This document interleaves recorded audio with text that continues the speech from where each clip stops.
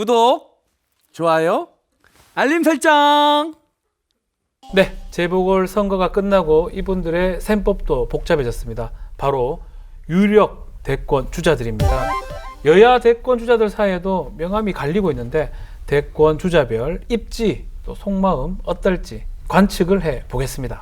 대선을 1년 앞둔 가운데 차기 대권 주자들 대권 잠룡들의 행보. 민주당 대권 잠룡 이낙연 전 총리는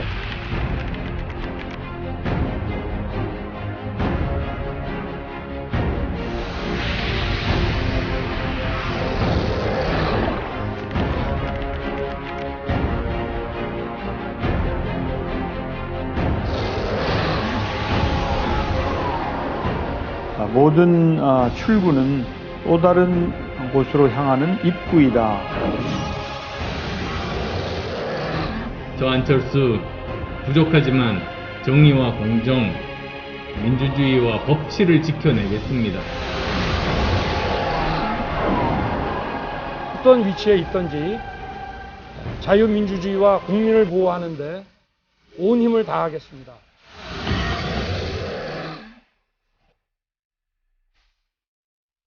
자, 먼저 이번 재보궐선거로 민주당 문재인 정권 출범 이후에 최대의 위기에 놓였는데요. 이재명 지사와 함께 1위 후보로 거론이 되던 이낙연 전 대표도 최대 위기가 아닌가 생각이 듭니다. 이낙연 전 대표 대권 출마할 기회는 있나요? 사실 이제 민주당 지지자들로부터 이제 이낙연 아웃이라는 얘기가 나오는데 네. 이건 방송에서 굉장히 순화된 표현이고 격한 표현은 이낙엽이라는 이제 이야기까지 뭐요? 나오고 있습니다. 낙엽이요? 네, 그런 표현까지 떨어지는 낙엽이라고요? 그런 표현까지 민주당 지지자들이 현재 쓰고 있는 상황입니다. 그래서 저는 개인적으로 하나는 억울하고 하나는 책임이 있다라고 느끼는 것이 네. 이낙연 대표가 2020년 총선 압승 후에 당대표가 되긴 했지만 총선에서 충분한 역할이 있었습니다. 분명히. 그 부분을 무시할 수는 없고요. 종로구는 깃발을 꽂자마자 당선이 될 가능성이 높았고 그것이 서울 전역으로 퍼져나가 버렸습니다. 네. 그렇기 때문에 총선 압승에는 분명한 영향력이 있었고 그렇죠. 다만 총선 이후에 당대표 체제 8개월 체제 동안은 사실은 보여준 것이 없었고 흔히 말하는 민주당 코어 지지층이 싫어할 만한 몇 가지 일들을 했었습니다.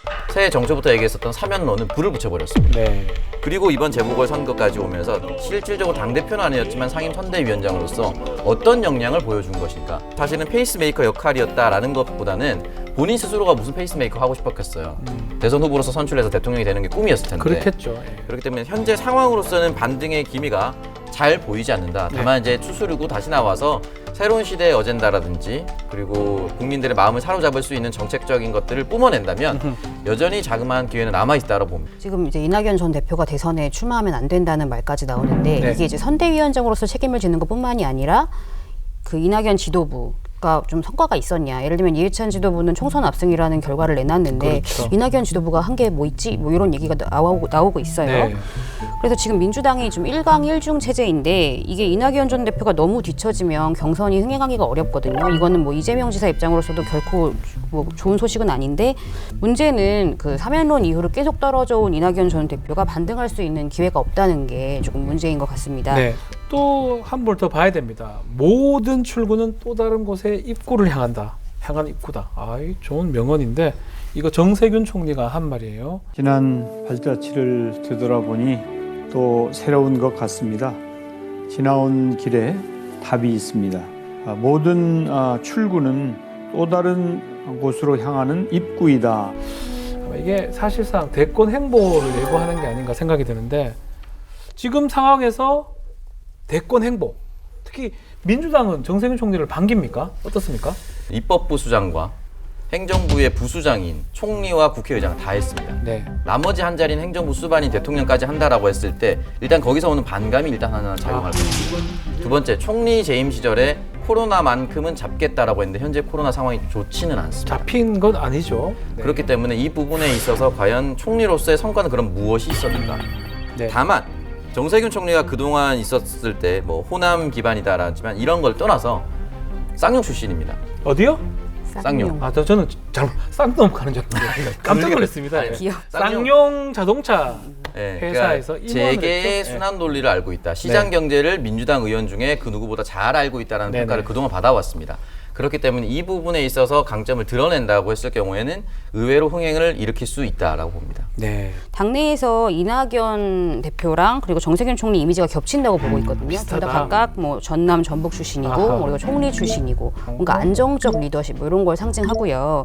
그래서 둘을 대체제나 보완제로 보는데 만약에 정세균 총리가 본격적으로 뛰어들면 이게 이낙연 대표가 가장 큰 타격을 입을 것으로 보이긴 합니다. 그럼 이낙연 지지를 바로 흡수할 수는 있겠네요. 정세균 네, 총리가. 일경은 그렇게 보는 시각이 있습니다. 자, 그렇다면 지금 현재 상황만 봤을 때 민주당 내 유력한 대권 주자는 이제 이재명 지사 한 명만 남아 있습니다. 과연 이 이재명 지사 독주 체제 계속해서 쭉 이어지게 될까요?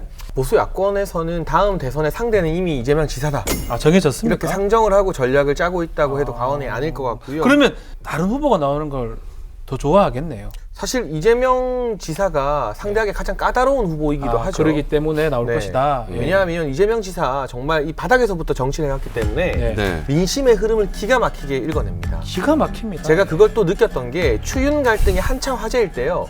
이재명 지사가 윤석열 전 총장 별로 안 때렸어요. 아하. 그러니까 원론적인 비판은 한 차례 낸 바 있지만 네. 다른 민주당 내 소위 강성 친문 의원들처럼 추미애 전 장관 편 막 들고 윤석열 전 총장 때리지 않았습니다. 네. 왜냐하면 여기에 자기가 끼어들어봤자 얻을 게 없다, 불리하다는 판단을 아주 냉철하게 내렸던 것 같아요. 그래서 얼핏 보기엔 굉장히 강성 진보고 강성 좌파다 이런 이미지가 있지만 필요하다면 얼마든지 중도적이고 온건한 정책까지도 자기 것으로 만들 정도의 기민함을 갖추고 있지 않나는 생각이 정무 들어서 감각 이런 게 뛰어나다는 네, 겁니까? 바로 그 정무 감각 때문에 보수 야권에서는 이재명 지사가 상대 후보가 될 가능성이 높고 예. 역시나 가장 까다로운 상대일 것이다라는 판단을 내리고 있는 것이고요. 앞서 정세균 총리나 이낙연 전 대표 이야기도 나왔지만 정세균 전 총리가 나왔을 때 이낙연 대표가 그냥 순순히 내 모든 지지를 가져가시오 하고 넘겨주겠습니까? 그렇지 않을 겁니다. 아마 그 지지율은 쪼개고 쪼개져서 두 사람 다 5% 안팎의 크게 의미 없는 지지율을 나눠 가질 가능성이 높고 그 대선이라는 게 사실은 조직으로 치를 수 있는 선거는 아니거든요. 예. 당내 국회의원들이 많이 지지한다고 해서 치를 수 있는 선거가 아닙니다. 특히 대선은 막바지로 갈수록 본선 경쟁력, 즉 대세론의 영향을 많이 받게 되는데 지금 이 정도 지지율을 탄탄히 하고 있다면 시간이 줄어들면 줄어들수록 이재명 지사밖에 결국 답이 없다. 친문 내부에서도 마음에는 안 들지만 이 대세론에 편승을 해야 된다는 그런 목소리들이 저는 점차 수면 위로 드러날 거라고 생각합니다. 지금 대략 뭐 이게 퍼센트로는 20% 이상 나오는 것 같은데 어느 정도 지지율이 넘어가면 대세론이라고 얘기를 하잖아요. 네. 어느 정도 지지율이 등판 아니면 제3후보 나오는 상황하고 관계가 있을까요? 지금 재보궐선거가 끝나자마자 실시했었던 대선 후보 지지도 여론조사에서 윤석열 전 총장이 조금 빠졌습니다. 빠졌어요. 그러니까 아무래도 그 부분이 윤석열이란 구세주가 없다 하더라도 큰 정당이 국민의힘으로도 가능하다라는 여러 가지 심리가 작용됐을 겁니다. 그렇겠죠. 예. 그 부분에 있어서 만약에 윤석열 전 총장이 소폭으로 빠지는 추세고 이재명 지사는 이낙연 지사가 빠졌던 그 지지율을 흡수해서 올라간다. 그러니까 흔히 말해서 30% 이상을 계속해서 꾸준히 유지한다라고 네. 했을 경우에는 이 대세를 흔들긴 좀 쉽지 않을 겁니다. 오히려 이 대세를 흔들려고 한다라고 하면은 또다시 장혜찬 평론가가 얘기했었던 이 친문이란 단어가 자신들이 다 해먹으려 한다는 또 이미지를 받을 수가 있습니다. 이건 굉장한 리스크거든요. 네. 그렇기 때문에 저는 25% 중반 이후를 계속해서 유지하고 윤석열 총장이 감소세로 접어든다면 민주당 내에서는 이걸 뒤집기는 좀 쉽지는 않을 것입니다. 지금 계속 얘기하는 게 친문 뭐 이런 얘기도 해요. 네. 친문하고 비문을 별로 안 좋아한다. 불호 같은 거죠. 이것을 벗어나는 게 이재명 지사한테는 가장 큰 산이 아닌가 생각이 드는데요. 친문하고 관계가 어떻죠? 어떻게 설정을 더 해야 됩니까? 그러니까 이게 민주당 의원 중에 친문 아닌 사람이 없다 이런 얘기를 했잖아요. 없지 않나요? 사실은 예. 그렇기 때문에 이제 당내를 어떻게 설득할 것인가 해야 되는데 네. 조응천 의원은 친문인가요? 친문이 아닌가요?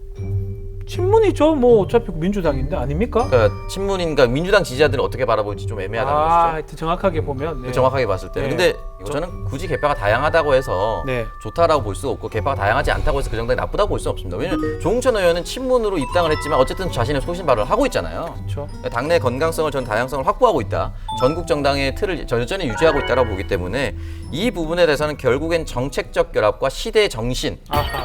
이걸 어떻게 받아들이고 반영하느냐 여기에서 게임이 승부가 나올 거라고 봅니다. 그러니까 저는 뭐 그렇게 고차원적으로 보는 건 우리가 그럴싸하게 글 쓸 때 하는 네. 이야기이고 사실 국회의원들 입장에서는 네네. 우리 당이 집권해서 가지고 있는 권력이 계속 유지되느냐 마냐가 가장 중요하거든요. 그렇죠. 네. 그런데 몇 가지 사례가 있는데 과거에 김영삼 정부 끝날 때 네. YS는 이해창 총재 별로 안 좋아했어요. 그래서 사실상 우회적으로 이인재 후보를 지원해줬습니다. 그 결과 정권이 넘어갔어요. 그리고 민주정부, 이 김대중 정부, 노무현 정부 10년이 유지가 됐어요. 네. 노무현 정부 말기에 정동영 후보랑 노무현 대통령이랑 사이가 별로 안 좋았어요. 그래서 친노라고 할 수 있는 지금 유시민 노무현 재단 이사장이 한나라당이 집권해도 세상 안 망한다, 뭐 이런 뉘앙스의 발언도 했잖아요. 네. 결과 정권이 넘어갔어요. 그런데 그 이후에 친노 정부의 사람들 고생을 많이 했습니다. 많이 힘들어했죠. 그런데 이제 이명박 정부 말기에 보게 네. 되면 박근혜 전 대통령이랑 사이 진짜 안 좋았거든요. 너무 안 좋았어요. 아예 다른 당도 만들어졌잖아요. 친박. 그런데 대안이 없으니 박근혜 정부로 권력이 넘어가는 걸 적어도 이명박 정부에서 다른 주자를 밀거나 하는 식으로 방해는 안 했습니다. 그렇죠. 정권이 연장되면서 적어도 박근혜 정부 기간 동안에는 친이계나 이명박 전 대통령의 안전이 보장이 되었던 측면이 있어요. 네. 이런 역사적인 교훈의 흔적들이 꽤 있기 때문에 지금 친문이 아무리 이재명 지사에게 비우호적이라 하더라도, 가는 길이 달랐다 하더라도 이재명이 싫다고 해서 정권 교체되는 걸 그럼 두고 볼 것이냐. 정권이 막상 교체되면 얼마나 많은 고초를 겪어야 되는지 이제는 다 알 거라고 생각을 알 합니다. 것이다. 그래서 결과적으로 대선을 이길 카드가 이재명밖에 없다는 판단이 선다면, 그 판단의 기준은 저는 정세균 전 총리가 사퇴하고 나왔는데 한두 달 안에 지지율이 안 뜨면 안 뜬다. 대세론이 여름 이전에 정리될 거라고 생각합니다. 자, 이번 재보궐선거에서 여당에게 그야말로 매운맛을 보여준 이 2030 세대 아니겠습니까? 네. 이 사이다로 통하고 있는 이재명 지사가 과연 2030 세대, 그 중에서도 2대 20대 남자들에게 어필할 수 있을까요? 그 20대 남성의 이제 72.5%가 오세훈 시장을 지지를 했고, 이 부분에 대해서 앞으로 20대 남성의 마음을 잡기 위해서 어떻게 할 것인가에 대한 고민을 당연히 해야 된다고 봅니다만, 결국 20대들이 느꼈던 이 분노 지점에 대한 애티튜드를 일단 바꿀 필요가 있고요. 박영선 후보가 역사적 경험치가 낮다라고 해서 역대급 반감이 들어섰습니다. 이 부분에 대해서는 앞으로 후보자 또는 굳이 긁어 부스럼을 만들 발언들을 하지 않는 것이 전 첫 번째라고 생각을 하고요. 네. 20대들이 집도 없는데 왜 부동산에 분노하느냐라고 얘기를 했지만, 그런 식의 태도를 가지면 안 된다고 합니다. 안 됩니다. 왜냐하면 부동산을 당장 구할 거 아닐 수 있겠죠. 근데 중요한 건 예전에는요, 명문대에 들어가서 좋은 기업에 취직을 하면은 어떤 집 한 채 정도 마련해서 결혼할 수 있는 인생 라이프 서클이 계획이 됩니다. 근데 지금은 어떤 대학을 들어가도, 어떤 회사에 들어가도, 어떤 집 한 채 제대로 못 구한다는 감정이 생겨버렸어요. 전체적으로 앞으로 내가 삶을 설계했을 때 최저 기준으로 어떻게 떨어지지 않을 것인가에 대한 메시지를 정부와 당이 내놓아야 된다. 저는 이번에 이제 민주당 2030 위기가 네. 이재명 지사한테 어떤 기회가 될 수 있다고 이 생각을 하거든요. 그러면 민주당은 싫지만 이재명 지사는 좋다. 이런 2030 있을 수 있다는 것이 거죠? 지금 2030이 가장 관통하는 키워드가 공정이잖아요. 네. 근데 사실 이재명 지사도 공정과 좀 연관이 있는 이미지가 있거든요. 그렇죠. 예전에 뭐 시장할 때 청년 기본소득 이런 것도 하셨었고, 네. 지금도 대표 정책 보면은 뭐 기본소득이나 기본주택 이런 게 청년층한테 충분히 어필할 수 있는 정책이에요. 조만간 2030 세대에 어필할 수 있는 정책을 내놓지 않으실까. 이렇게 팍 던질 생각을 것이다. 합니다. 네네. 여러 가지 사인이 있는데 하나만 네. 말씀드리면, 이재명 지사는 이 분노를 어떻게 이용할 줄 아는 정치인이라고 저는 생각합니다. 이재명 지사 같은 경우는 부동산 문제가 터졌을 때 차익을 얻은 사람들을 몰수해버리겠다고 과격한 발언을 남겼습니다. 네. 근데 이게 분노는 바람의 방향을 바꿔버리면 분노를 일으키는 사람, 분노를 느끼고 있는 사람의 마음을 살 수가 있습니다. 그러니까 이재명 지사는 이 바람의 방향을 바꾸는 데 능하기 때문에 이런 부분에 있어서 분명히 소구력이 있을 거라고 봅니다. 어때요? 우리 장혜진 평론가 민주당 싫어하는데. 저는 20대가 아니잖아요. 일단 30대고. 근데 제 주변에 그런 20대 동생들이 꽤 있어요. 그런데 보면 지금 20대들은 아까 말한 것처럼 취업도 어렵고 결혼은 더 어렵고 내 집 마련은 더 어려워요. 그러니까 일단 뭔가 싹 쓸어버리고 싶은 분노가 내재되어 있는 거예요. 그런데 이재명 지사의 이미지는 싹 쓸어줄게. 시원하게 쓸어주는 그런 이미지가 있잖아요. 사이다 같죠. 그런데 윤석열 전 총장 같은 경우도 뭐 박근혜 정부, 문재인 정부 할 거 없이 쓸어버린다는 이미지가 있어요. 다 쓸었어 이때까지. 그러니까 두 사람의 이미지가 저는 상당 부분 겹치는 부분이 많다고 봅니다. 그래서 차기 대선에서 만약 윤석열 대 이재명 구도가 만들어졌을 때 다 쓸어버리는데 어떤 방식으로 쓸 것인가, 이 싸움이 될 가능성이 높아서요. 그렇게 되면 20대 민심이 지금처럼 일방적이지는 않지 않을까. 그런데 이 최근 야당이 선거에서 압승을 하자 윤석열 전 총장의 지지율이 좀 떨어졌어요. 7, 8% 빠져버렸어요. 네, 이 모양새 어떻게 분석을 해야 될까요? 저는 이게 큰 일은 아니라고 보고요. 아무래도 이 재보선에 많은 사람들의 관심이 집중되다 보니까 네. 윤 전 청장이 이번 재보궐선거에 직접 지원하는 방식으로 뛰어들진 않았습니다. 그렇죠. 그래서 보수 야권의 지지세가 국민의힘 후보 중심으로 약간씩 옮겨간 경향이 있다고 보고, 그럼에도 불구하고 여전히 다른 야권 후보들에 비하면 압도적인 수준의 지지세를 강고하게 형성을 하고 있고요. 이제부터는 재보궐이 끝났으니까 본격적인 대선의 시간에 돌입하게 됩니다. 네. 그렇다면 이 대선의 시간에서 윤석열 전 총장은 사퇴 이후에 보여줬던 지지율보다 그 이상을 보여줄 가능성이 대단히 높다고 분석이 되고요. 윤석열 전 총장 과거 검찰총장 때도 이 검수완박은 부패 완판이다 이런 메시지 내는 거 보면 정치 오래 하신 국회의원들도 혀를 내두르더라고요. 네. 그런 국민적 공감대를 사는 메시지가 나온다면 이번에 일시적으로 빠진 지지율도 충분히 회복될 거라고 생각합니다. 자, 그럼에도 국민의힘 결국 당내에도 그래도 뭐 잠룡들이 꽤 있어요. 당외에도 있지만 밖에 가서 찾을지 그것도 궁금한데, 특히 유승민 의원 전 의원이 이런 얘기를 했습니다. 윤석열 총장 겨냥해서 30년을 고용을 했고 형량이나 이런 거는 저는 너무 과했다고 생각을 합니다. 국민의힘이 윤 총장 같은 분한테도 훨씬 더 매력적인 그런 대상이 되지 않겠습니까? 견제구를 날린 형국인데, 윤석열 총장의 입당 할 것인지, 한다면 언제 할 것인지, 아니면 제3세력에서 밖에서 올 것인지, 그거 어떻게 보십니까? 저는 일단은 이 유승민 전 대표의 비판에 다소 어폐가 있다고 생각을 합니다. 예를 들면 전직 대통령들이니까 국가의 어떤 품격 차원에서 사면을 하자, 이런 비판을 할 수 있는데 네.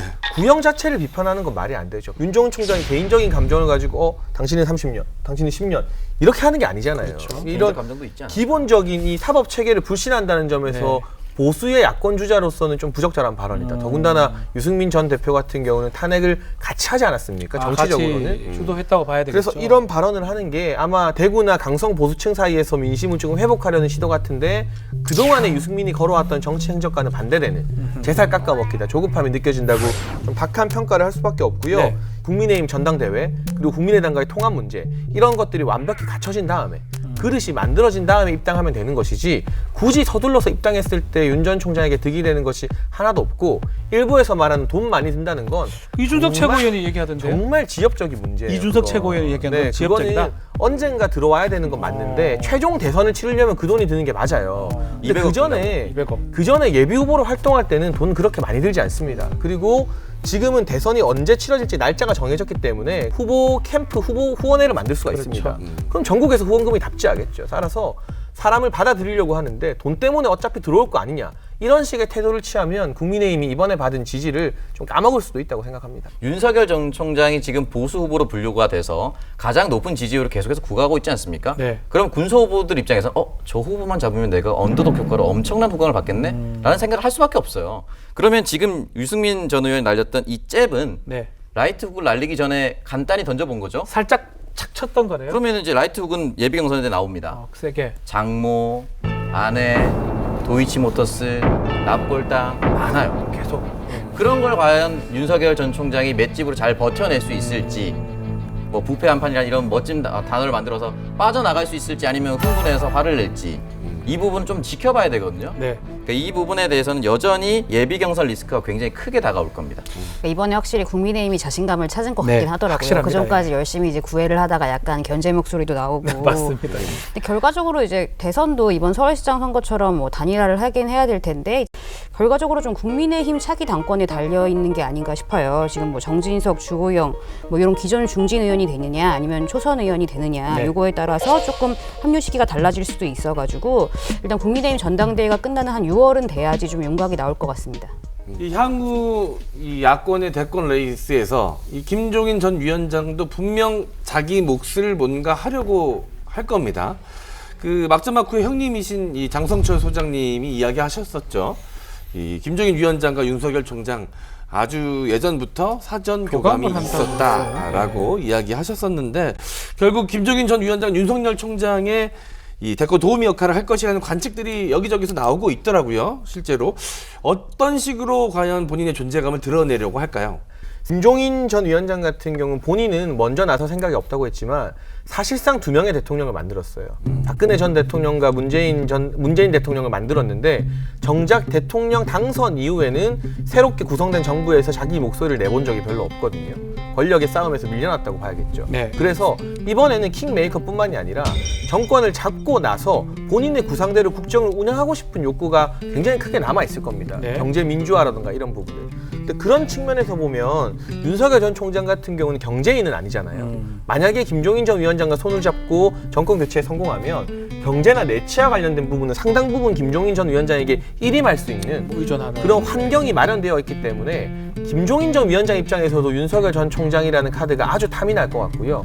윤 전 총장 입장에서도 중도적인 이미지, 또 경제 전문가 이미지를 가지고 있고 연전연승, 나가는 선거마다 판도를 뒤집었던 김종인이라는 존재에 마다할 이유가 없기 때문에 사전 교감이 있었는지는 모르겠지만 이 시점에서는 충분히 두 사람이 곧 만나지 않겠는가 하는 관측을 해볼 수 확실히 있겠습니다. 자기 선거는 많이 졌는데 남의 선거는 거의 다 이겼어요. 원래 그 삼자나 한 발짝 떨어져 보면 객관적으로 잘 보이지 않습니까? 네. 왜냐면 김종인 비대위원장 퇴임하고 나서 인터뷰에서 한 번도 전화 통화한 적이 없었다라고 했거든요. 그럼 사전 교감이 충분히 있었으면 윤석열 전 총장이 그동안 해왔던 일들이 국민의힘의 비대위원장과 교감을 하면서 했던 일인가 한번 의문이 들 수밖에 없다라고 생각이 들고 어쨌든 킹메이커로서의 김종인 비대위원장의 역량은 인정받았다라고 볼 수가 있습니다. 네. 대선 후보로서 또는 정치인으로서 윤석열 총장은 인정받지 못했습니다. 아직. 그 어떤 것도 시험해보지 않았습니다. 네. 정치인이란 영역이 애초에 처음입니다. 이 부분을 어떻게 버틸 수 있을 것인가 이 부분이 남아있다고 봅니다. 네, 자 보궐선거 이후에 유력한 대권 주자의 행보까지 좀 짚어봤습니다. 자 뉴스 코멘터리 막점 막후는 오늘 여기까지입니다. 다음 주에 저희 다시 준비해서 찾아뵙겠습니다. 감사합니다. 목요일 밤 11시 뉴스 코멘터리 막점 막후 많은 시청 바랍니다. OBS